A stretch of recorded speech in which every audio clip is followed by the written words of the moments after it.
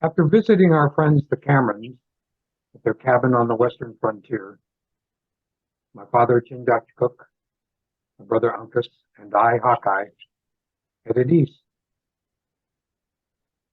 The day out on our journey, we came across a British officer and two women being attacked by an Ottawa war party. Being sworn enemies of the Ottawas, we entered the fray and drove them off, rescuing the British officer, Cora Monroe, and her sister, the daughters of the British general at the Western Fort. We agreed to escort them to the Western Fort to safety and headed west. Another day back, and at dawn we were approaching the clearing and smelled smoke.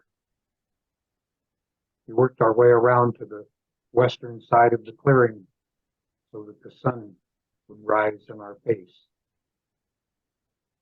And we saw the cabin burned, smoldering, having fallen in on itself. A dead child's hand protruding from the ruin, fragment of a dress, charred and smoldering wood, John Cameron's body in the wreckage. Though they are strangers, they are at least entitled to a Christian burial. Let us go, miss. I will not. I have seen the face of war before, Hawkeye, but never war made on women and children. And almost as cruel as your indifference. Miss Monroe, they are not strangers, and they stay where they lay.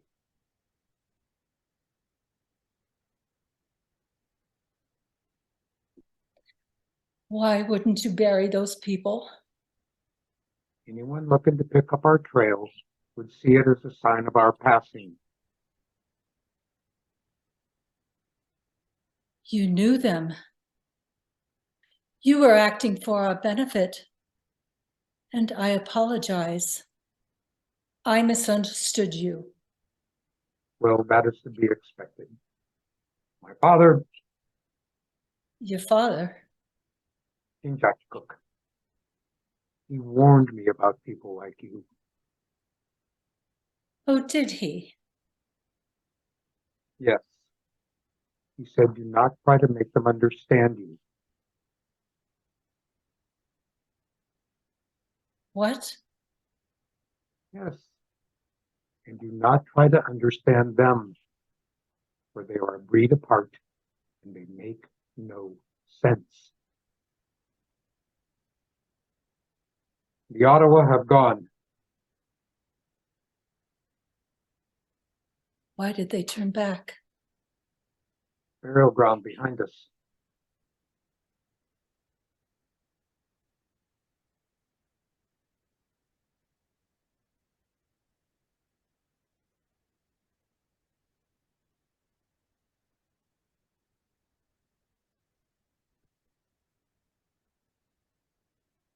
We're a breed apart and we make no sense. In your particular case, miss, I would make some allowance. Thank you so much.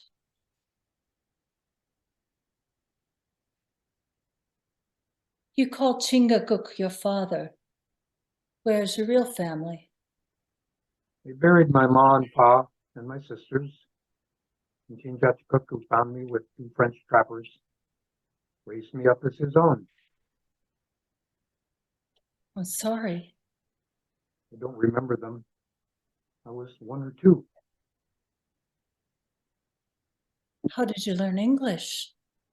My father sent Uncas and me to the Reverend Wheelock School when I was 10, so that we would know both worlds.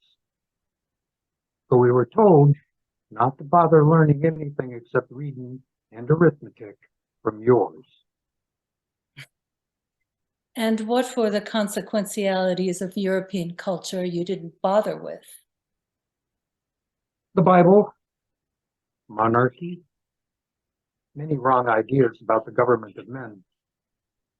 My father's people already know that each man is his own nation, and only he can have dominion over himself, not kings. No man is better than any other man. In London, those radical ideas could land you in Newgate Prison.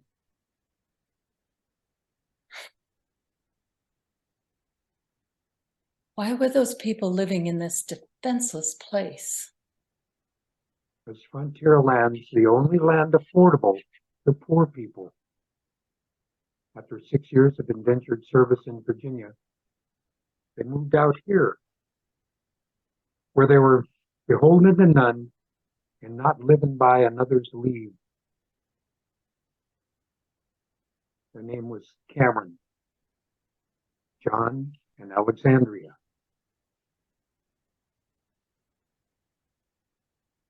My father's people say that when the sun and his brother the moon were born, their mother died, and the sun gave to the earth her body, from which was to spring all life.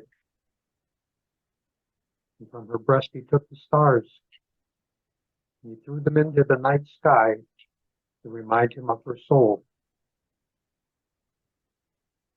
So there's the Cameron's monument. And my folks too, I guess.